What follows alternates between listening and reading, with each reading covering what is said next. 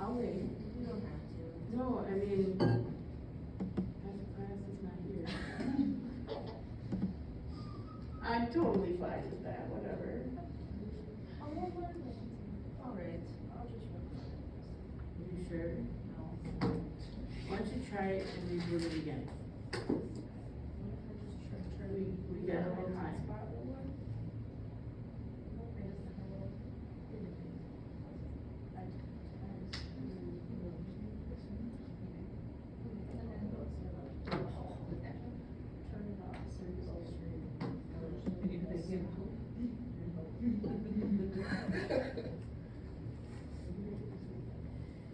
Yeah, well, I think it was even Lloyd,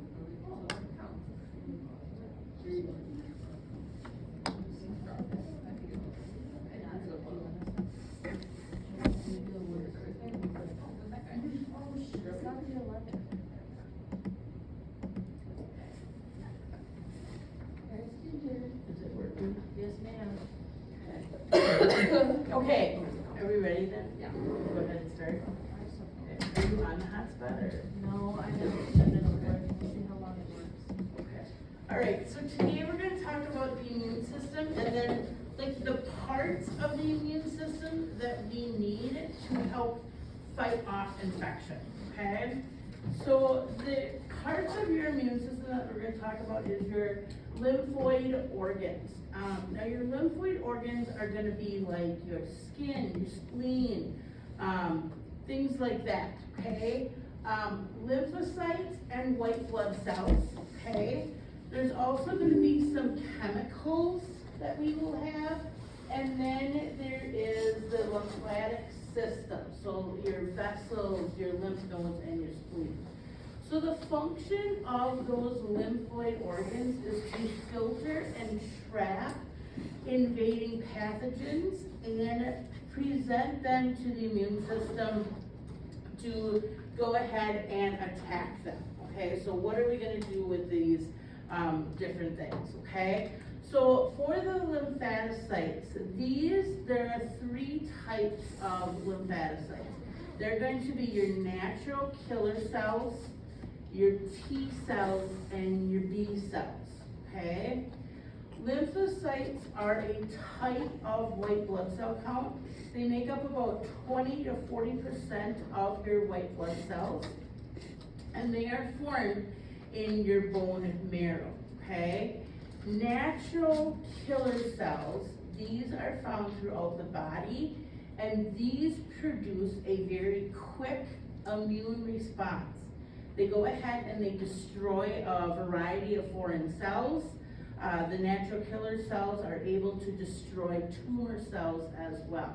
So remember yesterday I talked to you guys about how we have cancer cells that are growing in our body. All of us do, okay? But these natural killer cells, they can go ahead and kill those and stop them from growing, okay?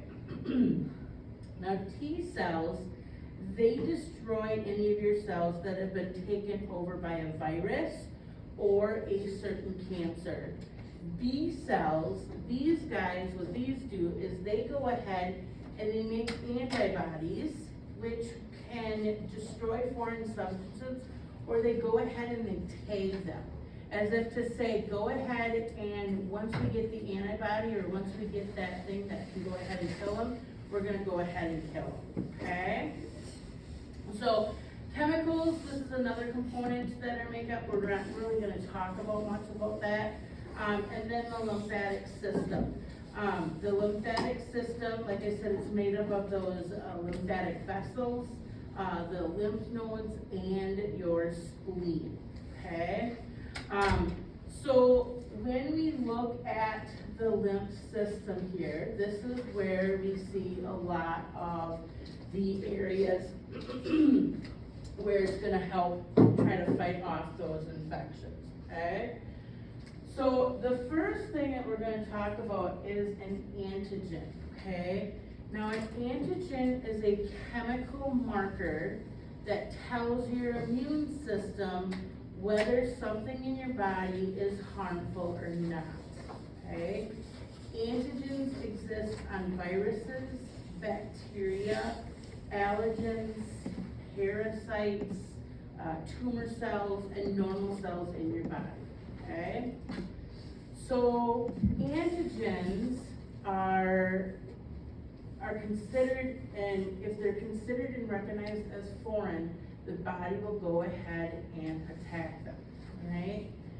Lymphocytes, like we talked about, these are gonna be your natural killer cells. Those are gonna produce that quick immune response, okay, for a direct attack, right? T cells, okay, they also help perform a direct attack. B cells are the ones that go ahead and differentiate into plasma cells that release antibodies for an indirect attack, all right? So we need all of these to go ahead and make up our immune system to keep our immune system nice and strong. Like I said, the natural killer cells, they are the ones that destroy those tumor cells for us. So again, T cells and B cells, each of them respond to one foreign antigen. Like I said, T cells are gonna go in right for that direct attack. B cells are going to go ahead, and I always think of B cells as like a Nerf, like, not Nerf, paintball, okay? Where they go around and they like see a bad one, so they spray it, they hit it, okay? And now it's been marked. So now it knows, like, okay, now I know I have to eat this one up, or I need to destroy this one, but it doesn't do a direct attack like the T cells do, okay? So think of B cells as your, like,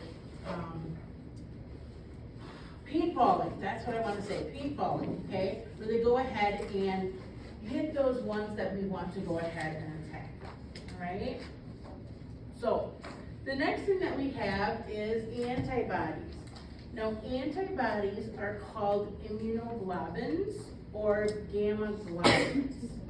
An antibody, these are proteins that are produced by those plasma cells in response to a foreign antigen. So when those B cells go ahead and take those cells as bad, right? They will go ahead and make these antibodies to help protect us so we don't get that virus or that bacteria again, okay? This is one of the reasons why COVID was so difficult to treat, you guys, is because the COVID virus, each of those cells, when they were happening, they had these spikes on it. And these spikes, whether they were like this spike or this spike, okay, it would move, so it would look different. And this is why there's different strains of COVID out there, because of these stupid little spikes. And this is what it was so hard to go ahead and treat, because we couldn't just go ahead and give an antibody for one that looks like this, because you could have another cell that looks like that, and it's two different things, and they couldn't figure that out, okay? So it was these stupid little spikes on these COVID cells that were causing people some issues, okay? So, when these antibodies, the antibodies do not destroy the foreign antigen, but rather they become attached for the antigens to go ahead and be labeled for destruction. So there are 5 classes of human antibodies, okay? Now the first one is IgG. Now IgG gives us our long-term immunity, okay? So this is the one that when we go ahead and get, I'm gonna say chicken pox, okay? When we get chicken pox, our body goes ahead and says, all right, we are going to go ahead, we're gonna cover you, you're good, you're not gonna get chicken pox. However, shingles can show up, so that's not a good one to choose. But IgG is our long-term immunity, okay? Keeps us safe from really bad antigens, okay? IgA, okay, This is found in secretions on mucous membranes, and this provides passive immunity for breastfed infants. So this is really good. Remember how they say that the breast milk is like liquid gold? This is the reason why. IgA is found in that, and that helps babies with their immune system. I don't know if you guys have breastfed babies, okay? But you will notice that the breast milk changes in color very, very much. So if you were breastfeeding your baby, one day it might be nice and white. The next day it could be more of a yellowish color, okay? That's your body's basically natural defense system to try to help your child to give them the best immune system, okay? I know when I was sick, and I would breastfeed my daughter, I would have to pump, but I would notice on the times that I was sick and she was sick, the milk was a totally different color. It was like a yellowish, I don't know, yellowish, whitish color, and I was like, what the heck? I always thought it was bad milk, but it's not. It's those antibodies in that milk that are helping that baby, okay? The next one is IgM, and this is produced first during an infection followed by IgG protection, all right? So first they're gonna go ahead and your body's gonna do IgM followed by IgG for your long-term immunity. IgD is an antigen-specific receptors on those B lymphocytes. And then IgE, this is important when we have an allergic reaction.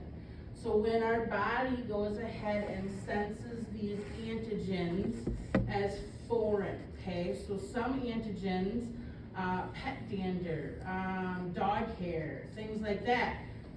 Most people shouldn't be allergic to that. You shouldn't be like allergic to that, but your body says, nope, that's foreign, we're gonna go ahead and attack it, okay? So that's So- IgE allergies, right?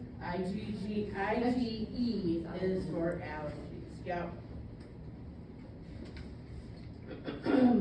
So there's two different type of two mechanisms of immunity. There's cell-mediated immunity and there's humoral immunity. We're gonna talk about those two things, okay? The first one we're gonna talk about is cell-mediated immunity. So this is effective against intracellular pathogens like viruses, fungi, malignant cells, and foreign tissues. This is a cell-mediated response, okay? So the actual body or cell within our body is responsible for finding out what they are. They'll send the killer T cells to do their job, go ahead and kill them. And it also creates memory cells for us. So if we go ahead and become infected again with those cells, those memory cells, they're going to go ahead and say, oh yes, I remember this. I'm gonna go ahead and make this antibody so I can go ahead and kill this virus, okay? So when we talk about humoral immunity, this involves both antibody production when our body has already recognized a foreign object. We've already been exposed to it before in the past. Our body goes ahead and recognizes it and launches an antibody-mediated defense. So we already have those antibodies because we've previously been exposed to it, okay? Those B cells, they're gonna go ahead and say, oh yes, you are foreign, paintball them, get them tagged, and then your T cells are gonna come on in and get them all out, okay? Does that make sense? Yes? Okay. I try to get it to like how to understand it, because when I was first learning this, I was like, this is crazy, this is nuts, okay? So, those T cells will go ahead and engulf it, eat it up, and get rid of that virus for us, okay? All right, so when we talk about the mechanisms, there's also an antibody complex. So we form this antigen-antibody complex, and it goes ahead and stimulates the, like a group of more than 30 plasma proteins that circulate in the blood, and they can sense it, and they can go ahead and tag it for, again, that T cell response, okay? So we also have that in our body as well, right? What I want you guys to understand is when we talk about the different forms, like passive immunity, natural immunity, things like that, we're gonna go through some of those things, okay? So an antibody response, so how this works, so we're gonna go ahead, we're exposed to some sort of virus or bacteria. That first exposure, we have no antibodies for them, okay? Our body doesn't know exactly what hit us, right? So our first exposure to a foreign antigen goes ahead and stimulates that antibody production in very small amounts. So it goes ahead and tries to kill that for us. Now the second exposure, okay, so now we get over that, now we get a second exposure. Now that second exposure, now we have those memory cells, and those memory cells say, hey, I got this. I already know that we were infected with this. I have antibodies that I'm going to go ahead and throw at you so we can get rid of this. And they are going to go ahead and produce large amounts of those antibodies to go ahead and get rid of this virus, okay? This is the principle that vaccines are based off of. So we are covered if we do get infected with that disease. Those vaccines that we've had, they're able to say, nope, we got it. We're not gonna let this happen. We've got these antibodies already made if we do get this illness, okay? I wish my niece would understand this, but I can't, I don't talk to her about that. So, the problem though is our body can also do this in a harmful way. This is when we have an allergic reaction. So these antibodies go ahead and respond to a foreign object, like maybe dander from a cat or a dog, and our body sees this as a huge antigen, and it needs to go ahead and destroy it, okay? And this goes ahead and creates a massive cascade of these antigens in our body. And they try to go ahead and destroy it and get rid of it. And this is what causes those allergy symptoms that we experience, okay? It's your body's targeting these antigens, and it's saying, I'm gonna go ahead and help you out here, but the body doesn't understand that these antigens are harmless, okay? They're not gonna hurt us. But our body sees this as danger, danger, danger, and now I'm gonna do all these things to help you out, okay? So here's kind of that picture, kind of what I just explained. So that first time we get exposed to that antigen, we have our IgM, those starts going ahead and starting to make those antibodies. And the IgG starts to come. That's our long-term immunity, okay? Now it's not gonna produce a lot right away. It's gonna say, okay, yep, we got you over this virus, we're good. We release this IgM, now we got a little bit of IgG, we're building up your long-term immunity. Now you go ahead and get infected again with that same virus. Now you can see here we're exposed to it, my IgG goes way up, okay? Because my body already has those antibodies to go ahead and attack that and get it, all right? IgM still stays the same, but our IgG just takes off, right? Because we have those antibodies in our body to go ahead and destroy it, Does that make sense? Yes? Alright, so, there's different types of immunity, okay?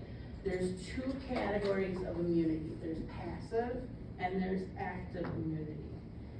Passive immunity, these are antibodies that are not produced by the person, but they're obtained from another source. So you can have two different types. You can have naturally acquired passive immunity and artificially acquired passive immunity. So naturally acquired passive immunity, this includes the placental transmission of antibodies from a mom to a fetus and transmission of antibodies in breast milk, okay?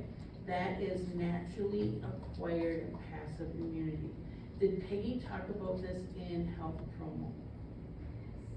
Yes? Okay, maybe you guys don't remember it? Or maybe chose not to remember it? Yeah, okay. So that is naturally acquired passive immunity. Artificial acquired passive immunity, this involves an injection of a performed antibody that may prevent disease after exposure to a pathogen. An example of this is going to be the hepatitis B vaccine, okay? Passive immunity is always temporary because those antibodies from another source eventually start to break down. So this is why we have to go ahead and see if our hepatitis B is still good, okay? Sometimes we will go ahead and need another round of it because those antibodies start to break down, okay? So that is artificially acquired passive immunity. Now, when we talk about our active immunity, this means that the person produces their own antibodies. And again, you can have two different types here. You can have naturally acquired and you can have artificially acquired. So naturally acquired, this is when a person recovers from an infection and they have antibodies and memory cells specific for that pathogen, okay? Artificially acquired active immunity, this occurs as a result of a vaccine that stimulates the production of antibodies and memory cells. So this would be like polio, things like that, okay? So again, it stimulates the production of the antibodies and it will help form those memory cells. So if we would go ahead and get it, okay, or we become infected with it, our body says, gotcha, you're good. I've already got these memory cells, I can go ahead and kill it, okay? Make sense? Yes? Okay. All right, so as we get older, what happens to our immune system? Well, our immune system becomes less effective, okay? Which means we are more susceptible to infections, especially secondary infections, okay? So you are hospitalized, let's just say, okay? And you have cellulitis of the lower leg, right? So you are 69 years old, you got cellulitis of the lower leg, you're in the hospital, you can't walk around, can't move around, and we're not coughing, we're not deep breathing, and next a pneumonia develops, okay? Very, very common in the elderly because they don't have that immune system, that strong enough immune system to go ahead and attack those viruses, okay? So another factor is the body starts to sense things as foreign, all right? So there's an increased perception of the body's tissues and they're starting to see, hey, I don't think this is normal anymore, so I'm gonna go ahead and start to attack it. And this is where we start to get more autoimmune disorders, okay? So when we think of autoimmune disorders, like rheumatoid arthritis, okay? This is where these start to come up. My mom, just last year, she got the flu vaccine, okay? Now, I'm not saying don't get the flu vaccine, that's not what I'm saying, but she ended up getting the flu vaccine, and about 3 weeks later, she was severely ill, okay? And they ran all sorts of tests on her, and they finally found that she has, oh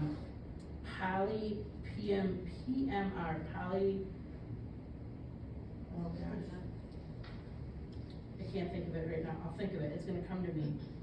But anyway, her body started to attack itself, okay? So she's on steroids now to help go ahead and decrease that inflammation, decrease that, that activation of those antigens, okay?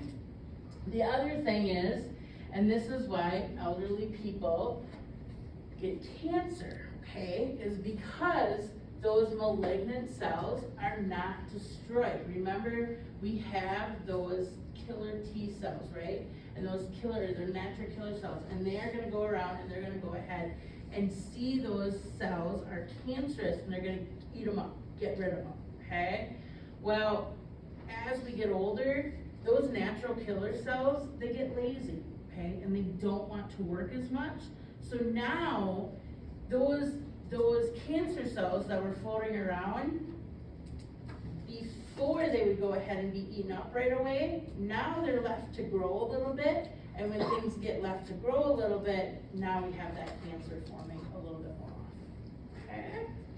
Is it Polymyalgia. Polymyalgia, yes. Rheumatica? Yes, that's it, polymyalgia rheumatica, and she, yes, PMR, that's what it is, polymyalgia rheumatica, yes.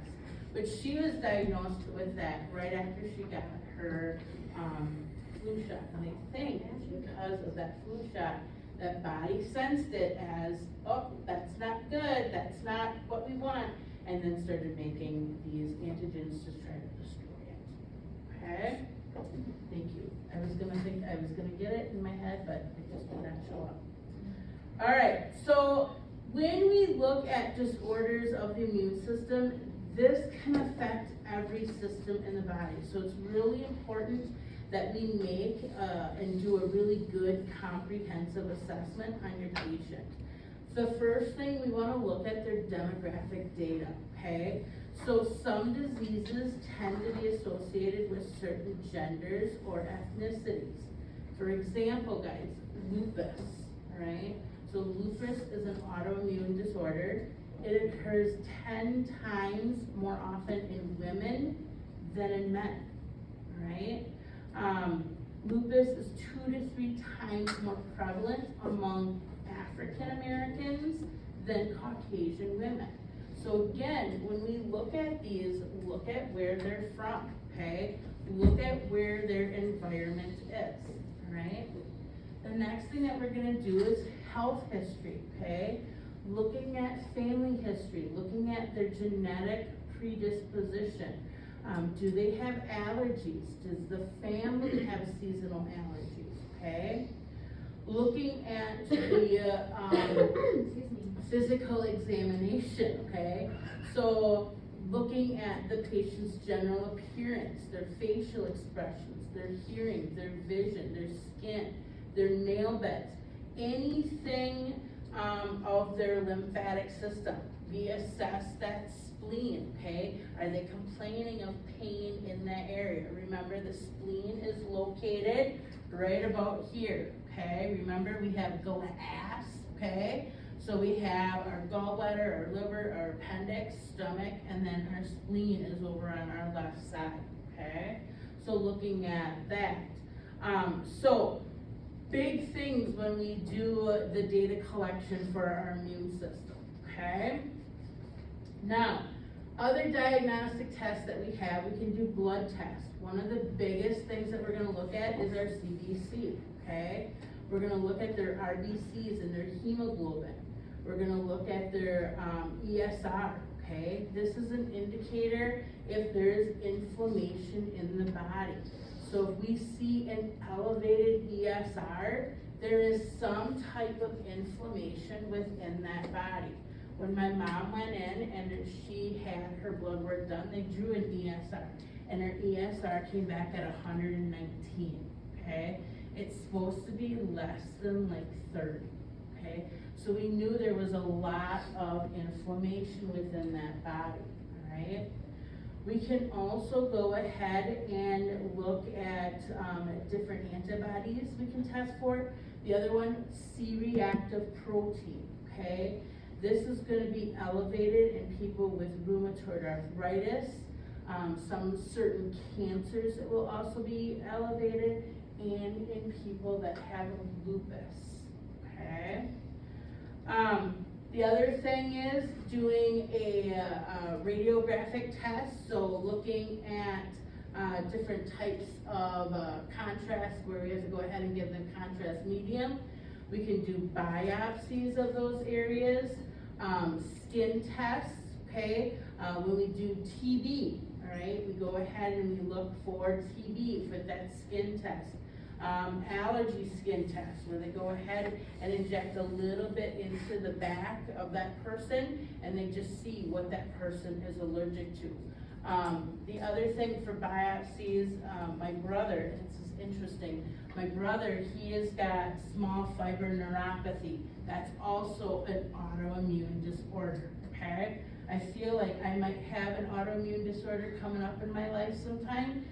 Not sure what it's gonna be yet, but I feel like my mom has one, my brother has one, so I feel like it's gonna pop its ugly head.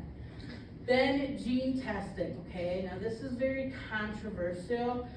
It's helpful for patients that have long family history of different disorders that relate to like the altercation of the DNA. But then, you guys, when you think about gene testing, this is where they could go ahead and create the perfect human, okay? So again, that has a lot to do ethically, okay? You know, yes, if you wanna go in and say, I want a blonde hair, blue eyes, baby girl with this, okay? I mean, in all honesty, this gets to be where it's a little like. My aunts did that. What was that? She did it? They made their own babies. Yeah. I don't know how I feel about, you know, like that is something you're kind of playing God there, you know, like. It's a big topic at holidays. Yeah, isn't it though? I mean, when you think about that, because you created this human, and you kind of give it the traits that they want, you know, like, yeah, it's crazy, it's nuts out there, so,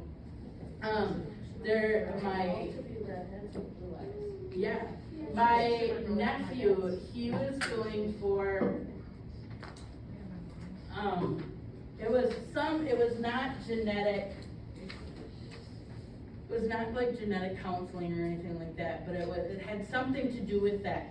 And he actually ended up dropping that program because ethically, he was, in his mind, he couldn't go ahead and be like, okay, I'm gonna go ahead and create the perfect human being. Like, he wants to go ahead and find like, what is hurting these people? Like, how can we cure those things instead of creating the perfect human?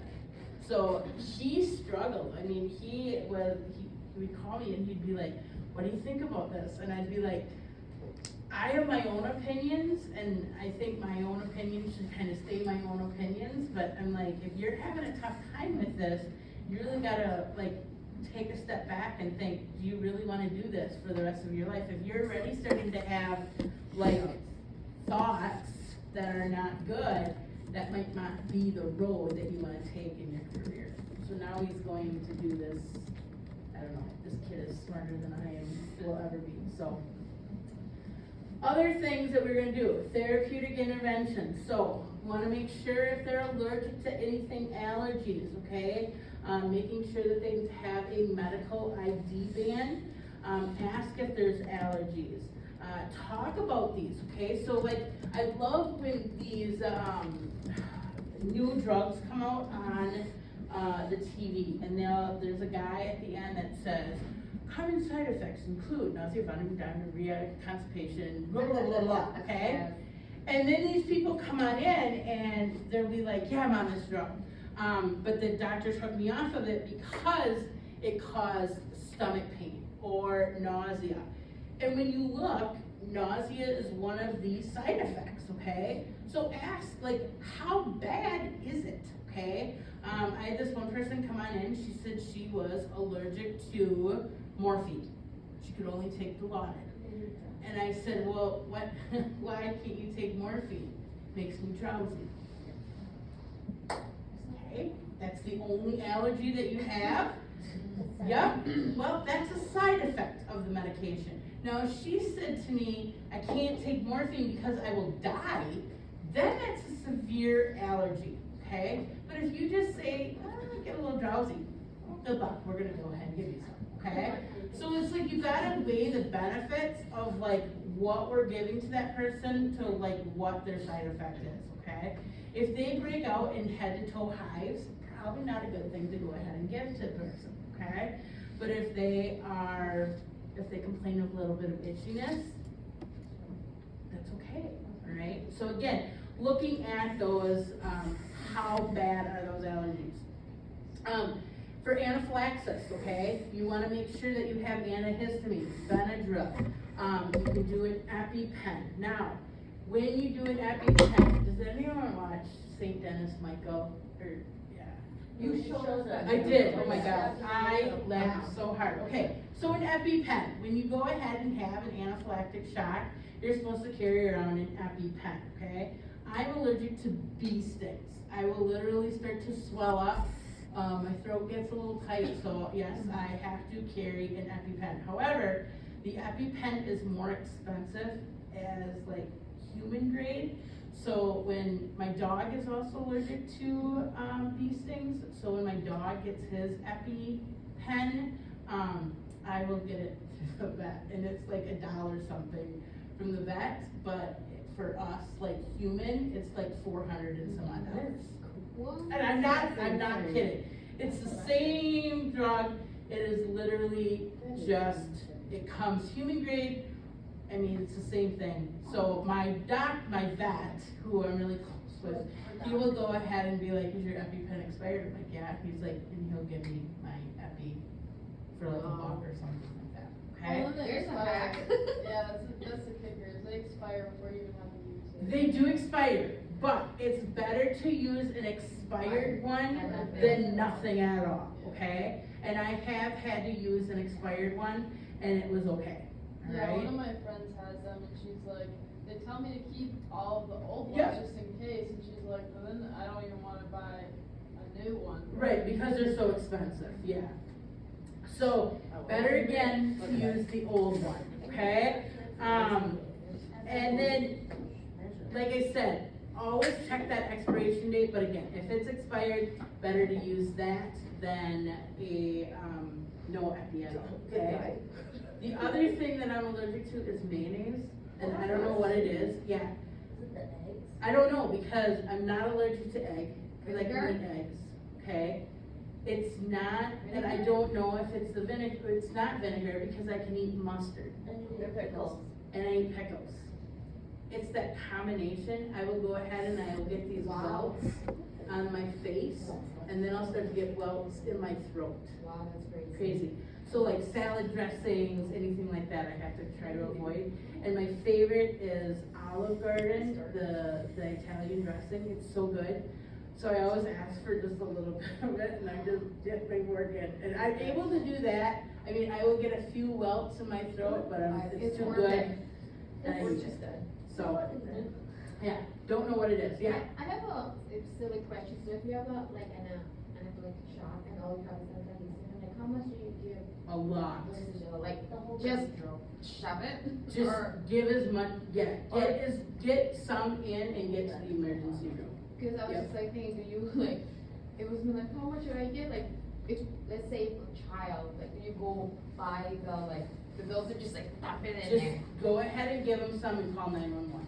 Yep, if they're having an allergic reaction, that is Shove a it. true medical emergency. Try to get Benadryl into them, as soon as possible, but if you can't, that's a medical emergency, calling 911. You'll just deal with the poison later, but just like shove all the Benadryl in there. You wanna get Benadryl in that person. When I went to the immunologist after finding out that I'm allergic to the COVID vaccine Yes. and went through a whole process and things, there actually is no way that you can overdose on Benadryl. Okay, well, it's nice to know, cause I always think about that, like, what happened, Zach doesn't have any, but like, you know, just Open for that bottle and just future, dump it just dump it all, okay. You It's might nice to know. I was taking 80 milligrams every 2 hours just to keep the histamine down in my body and Pepcid and Zyrtec.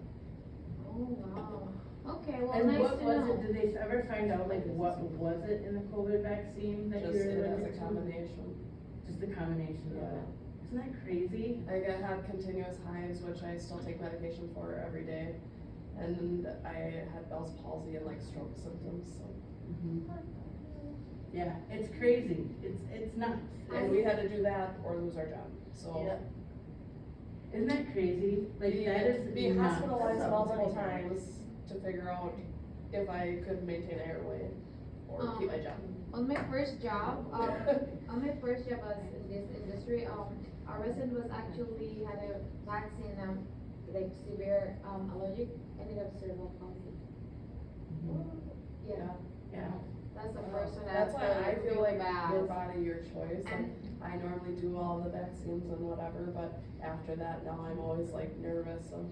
You get a little nervous, absolutely. Like, is Sometimes this? when it was like mask But then when you rolled look out. about like COVID vaccine, it seemed like it came out very, very quick. Early. Okay? Way too fast. And And like all my coworkers got the same one that I got, Yeah. but it was myself and another Oh, I don't ICU think it was nurse that had My severe mom was in the reactions. hospital for And 2 she weeks has a after lot of she like was food sick. allergies. And I never have, I'm just like seasonal mold, dander, Yeah. like things like minimal, yeah, but it really like, I have all Yeah. the other ones. so how they made the COVID vaccine is not a new, process. it's not a new process, okay? They use messenger RNA, which when you look at messenger RNA, you guys, that it is a whole other cell. That I think is going to be the cure for cancer. I really, really believe that. I really believe the messenger RNA, how they can go ahead and insert that into the cells and change that whole DNA, that's gonna be the key. How it works and all that, that is way above my pay grade. I don't even know and I couldn't figure that out. But with the COVID vaccine, I think when they made it, they were like, yes, this is a good thing. But now they're finding all these So, the side effects, okay, of the vaccine. So I think we're gonna see some of these side effects coming out later on. Yeah. But I believe the process and how they made it, the messenger RNA, that is a key for some really cool things down the road. Well, and it sucks because I've talked about to so many people about this, is like, there was such a mass panic that everyone was like, we need a vaccine, and then people were complaining that it came out too soon, and it's like, well, which do you want? It's like Yeah. people that complain about if they need to wear a mask in a store, well, then you can't go into that store, well, pick one, they Yeah. want you to wear it, like. And the problem is, again, with that, it's the spikes on that COVID-19. So I think COVID-19 is going to be kind of like the flu, you know, like we do a guess, like, Because we've had coronaviruses, they've been yes, around. they've been around for years, you guys, years, okay? But with this specific one, it's those darn spikes. They could show up, like a spike would literally be up, and then there would be another spike that just has a little tiny spike on that spike, and that was it was a whole new different thing. So it's kind of like the flu vaccine, and I think down the road, what's gonna end up happening, I believe this in my mind, that the COVID and the flu are gonna kind of be one-on-one. So like that is something that they'll give you in one vaccine instead of flu, COVID. So you're gonna try to combine it. But again, it's gonna be so hard to do it. It's like the flu. People that are getting the flu right now, and again, I'm not saying don't get the flu vaccine, but the flu that is coming out right now, not the strain that we vaccinated people for, okay?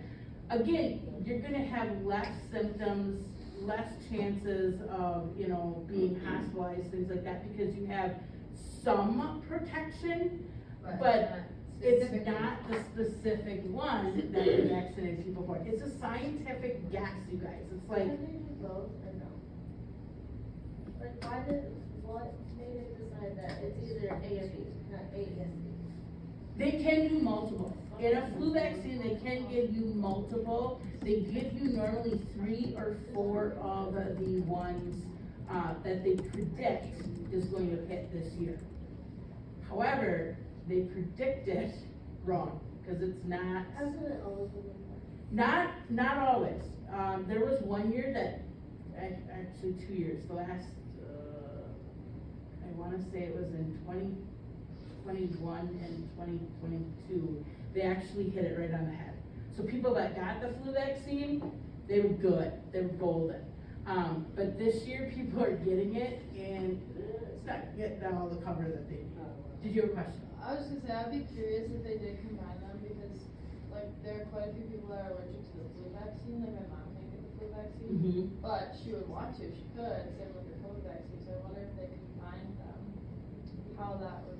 How that would work, yeah. I think in the future, that's what we're gonna see, it's gonna be like this one thing, you get your COVID and your flu vaccines. Again, and then you have to think about this, is this going to affect people getting the flu vaccine?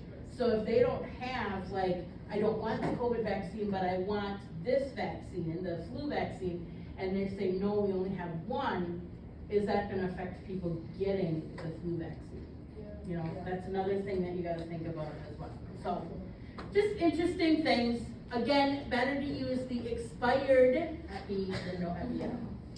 We had a Spanish-speaking couple come in the other day, and they obviously don't understand, so they just bought children's over-the-counter tablet of Benadryl Yeah, and took that for an anaphylactic.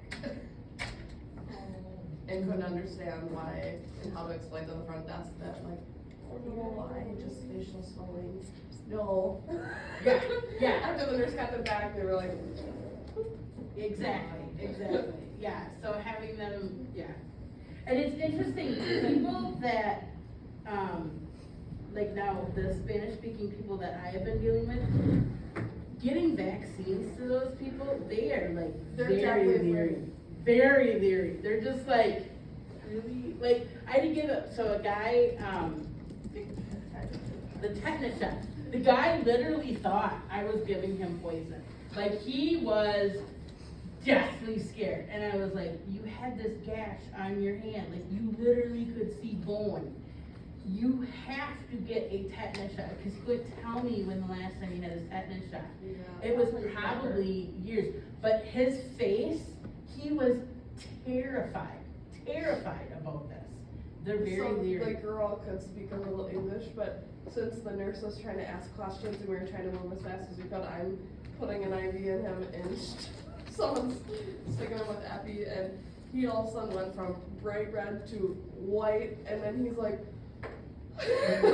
Yeah. And then the girl goes, he's afraid of needles and vaccines, so I was like, oh geez. Yeah, but And you we gotta get get the your- party yeah. to like talk to them, and I'm like, I don't know, like, sorry. Yeah, you gotta get the stuff in them to keep them alive.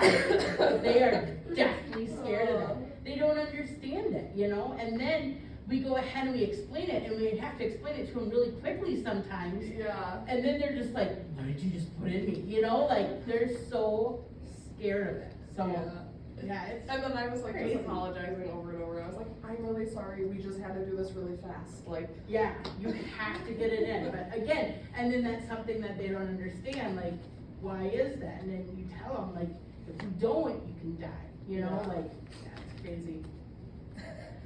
Huh, alright, the other thing that we're gonna talk about is immunotherapy. So this is very, very time consuming.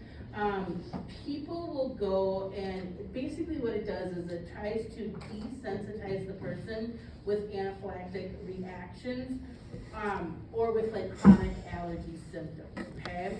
So what they do is they'll go ahead and they'll inject a small amount of the allergen until that person becomes basically hyposensitive to it. So they go into this clinic, and they go 5 days a week. You have to go at the same time every day. And they'll go ahead and they'll give you a little bit of this allergen, okay? And once they give you that little bit of that allergen, you have to wait in a waiting room for like 15 to 20 minutes to see, are you gonna have allergic reaction, and then they send you home, okay? They try to do that with these things now. Yes.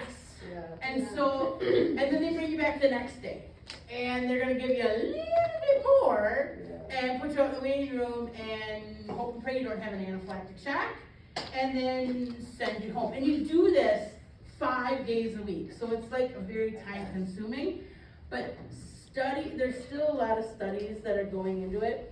Some people say it works, some people say it does not work. Cause they sign like a contract that they're on like this regimen, so if they come in for an anaphylactic, like you can't give them epi, you can't give them certain things. Right. Because they're trying Watch to. Lydia on What? TikTok. I'm just gonna do that right now. Yes. Scary. So somebody that in our neighborhood did it, they did it because their family wanted to have a dog, and the dad was allergic to dogs. What? So they didn't want to get like a small dog, like a hypoallergenic dog, like a Shih Tzu or something like that. They wanted a German Shepherd, okay? So the dad did this desensitizing. They have a dog. The dad still suffers. Okay? Aww. I mean, it worked better. It was truly anaphylactic. When he would go ahead and touch this, he would swell up and lose his airway. Now he can at least be in the same house, but he has to take Benadryl every single day.